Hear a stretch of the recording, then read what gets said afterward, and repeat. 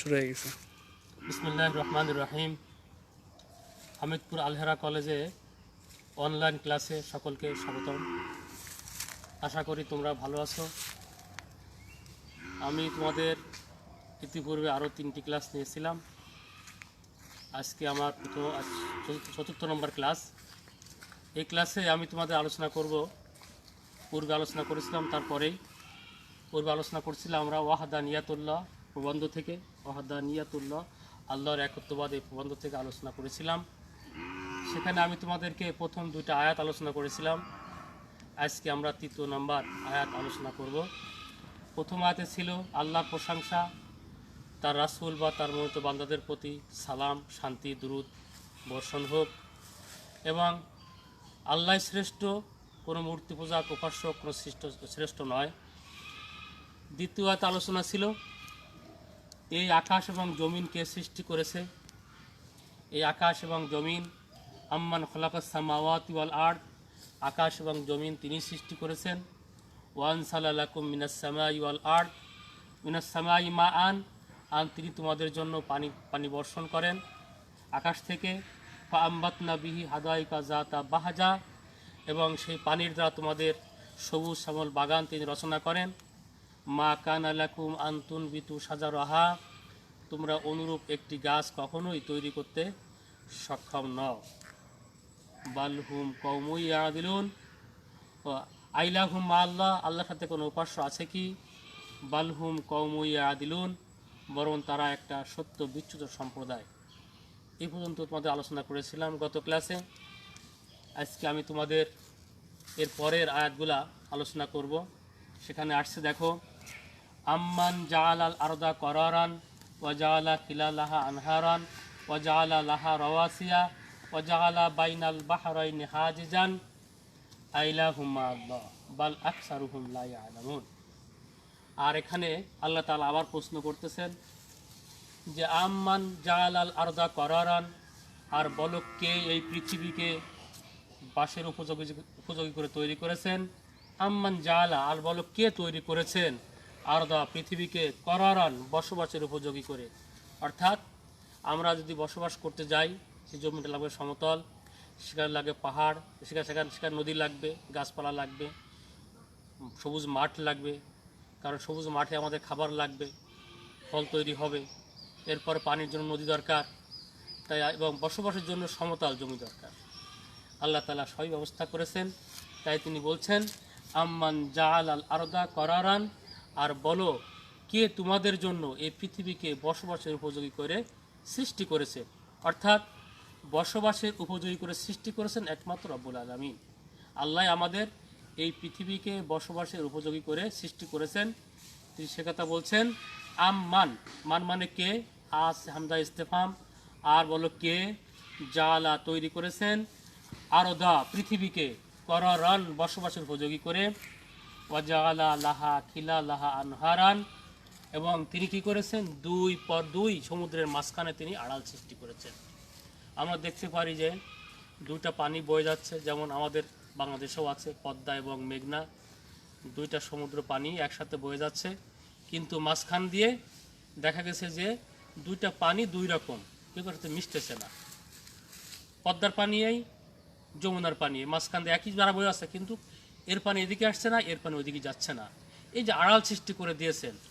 অথবা এমন হতে পারে যে এই একটা সময় এশিয়া মহাসাগর, বঙ্গোপসাগর, এরপর আটলান্টিক সাগর, এর মাঝখানে অনেক জলস্থল রয়েছে। তাহলে 2টা সাগরের মাঝখানে আড়াল সৃষ্টি করে দেয়া। একটা নদী যেমন চিত্রা নদী, তারপর শীতলক্ষা নদী, মাঝখানে অনেক পার্থক্য। মধুমতি নদী, পদ্মা নদী, মাঝখানে অনেক পার্থক্য, এরকম আর পার্থক্য। তা তিনি বলছেন আর বলো, অজালা করেছেন, কে করেছেন, খিলা লাহা পার্থক্য, আড়াল সৃষ্টি করে দিয়েছেন মাঝখানতে, 2 ভাগ করে দিয়েছেন, আনহারান নদীর মাঝখানে। আর বলো কে 2 নদীর মাঝখানে আড়াল সৃষ্টি করে দিয়েছেন। অজালা লাহা রাওয়াসিয়া বাইনাল বাহরাইনি হাজিজান, আর কি করেছেন তিনি, আর অজালা লাহা রাওয়াসিয়া, আর তিনি কি করেছেন, তিনি পাহাড় পর্বত সৃষ্টি করেছেন। তাহলে আমরা কি বলছি পাচ্ছি, আম্মান জালাল আরদা করারান, আর বলো কে জমিনকে বসবাসের উপযোগী তৈরি করেছেন, ওয়াজালা লাহা ওয়াজালা খিলালা আনহারান, আর উহার মধ্যে নদী প্রবাহিত করেছেন, ওয়াজালা লাহা রাওয়াসিয়া, এবং উহাতে পর্বত স্থাপন করেছেন, ওয়াজালা বাইনাল বাহরাইনি হাজিজান, এবং দুই সমুদ্রের মাঝে কে আড়াল সৃষ্টি করে দিয়েছেন। ইলাহুম আল্লাহ, আল্লাহর সাথে কোনো উপাস্য আছে কি? আল্লাহ প্রশ্ন করতেছে তোমাদের কাছে যে ইলাহুম আল্লাহ, আল্লাহর সাথে কোনো উপাস্য আছে কি? অর্থাৎ আল্লাহ ছাড়া এরকম পৃথিবীকে সমতল করে তৈরি করা, এই বা নদী প্রবাহিত করা, হ্যাঁ, পর্বত স্থাপন করা, এরপরে দুইটা সমুদ্রের মাঝে আড়াল সৃষ্টি করে দেয়া, এইগুলা কি আল্লাহ ছাড়া আর কেউ করতে পারে?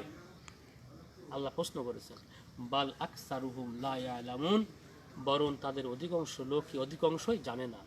অর্থাৎ এগুলা কে করেছে, এর মালিক কে, কে সৃষ্টি করলো, অধিকাংশ মানুষ এই সম্পর্কে জানে না। তাহলে আমরা এই আলোচনা হলো কি, পৃথিবী সৃষ্টি, নদী প্রবাহিত, হ্যাঁ, পর্বত স্থাপন, এবং দুই সমুদ্রের মাঝখানে আড়াল সৃষ্টি করে দেওয়া, এবং কি করা, এই সকল কিছুই আল্লাহ করেছেন। এটা কি অধিকাংশ লোক, বাল আকসারুহুম লা ইয়ালামুন, তারা অধিকাংশ লোক এই সম্পর্কে জ্ঞান রাখে না।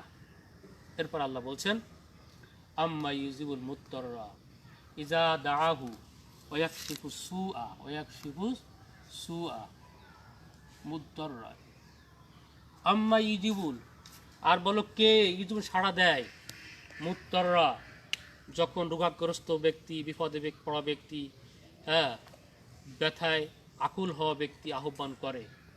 আম্মা ইউজিবু, আর বলো কে আহ্বান করে, আল মুত্তাররা, ব্যথিত ব্যক্তি বা আক্রান্ত ব্যক্তি বা অসুস্থ পীড়িত ব্যক্তি, হ্যাঁ, ইজা দাহু, যখন সে আহ্বান করে।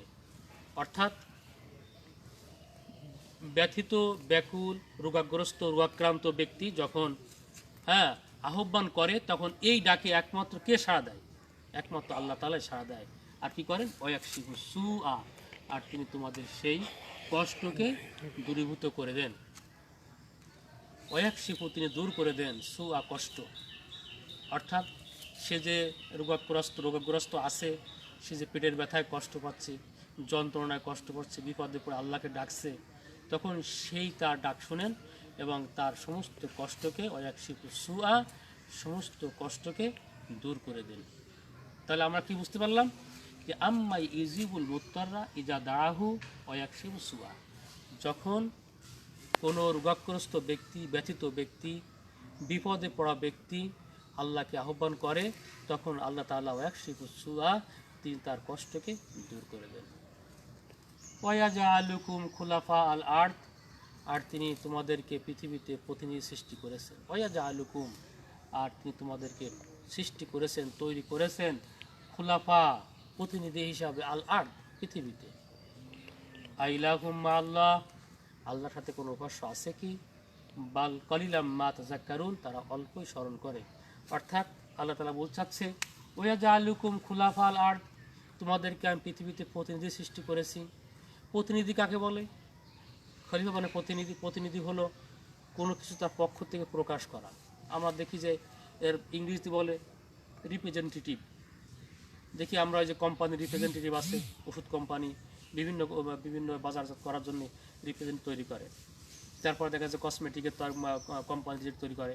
তারপর তোমার মুদিখানা দেখা যায় লোক নিয়োগ করে। এই লোকগুলো কি করে? তারা ওই কোম্পানির গুণগান গায়, আমার এই মালটা এত টাকা আছে, যদি আপনি সেল হয় এত টাকা লাভ হবে। তাহলে কোম্পানির প্রচার করলো। হ্যাঁ, ওষুধ কোম্পানি তা বলে, ওষুধ স্যার, এই ডাক্তারদের বলে, স্যার এই ওষুধটা নেন, এই ওষুধটা আমার এই কাজে লাগবে, দাম এত আছে, এত আপনার রোগীর উপকৃত হবে। ডাক্তার কাছে প্রচার করলো, ফলে ডাক্তার কি ওষুধটা লিখবে। তা আল্লাহ তাআলা ঠিক আমাদেরকে খুলাফা আল আরদ, পৃথিবীতে যে প্রতিনিধি সৃষ্টি করেছেন, তার কারণ একটাই, যে আমরা আল্লাহ তাআলার গুণগান এবং প্রশংসা করব। আল্লাহ তাআলার তার একত্ববাদ, তার একত্ব তিনি যে মহান, তার ওই যে ওয়াহদানিয়তুল্লাহ, তিনি যে একত্ব, তার কোনো শরিক নেই। আমরা যে মূর্তি পূজা করছে, তিন পূজা করছে, অনেক কিছু পূজা করছে, এই পূজার কোনো মানে নেই। আল্লাহ এক, আল্লাহ নিরঙ্কুশ এবং সকল ক্ষমতার মালিক আল্লাহ তাআলা। এই কথা প্রচার করার, যে প্রচার করবে সেই খলিফা। আর এই খলিফা হিসেবে আল্লাহ তাআলা পৃথিবী পাঠাইছেন, যে আল্লাহর তাআলার এই বিধান আমাদেরকে পৃথিবীতে সহায় দিতে হবে। এটাই আছে খলিফার কাজ। আল্লাহ বলছেন ওয়া জাআলুকুম খুলাফা আল আরদ, আমি তোমাদেরকে পৃথিবীতে প্রতিনিধি হিসাবে প্রেরণ করেছি। আইলাহুম মা আল্লাহ, আল্লাহর সাথে বলো কোনো উপাস্য আছে কি? কালিলাম মা তাযাক্কারুন, আর তোমরা মাত্র সামান্যই স্মরণ করো।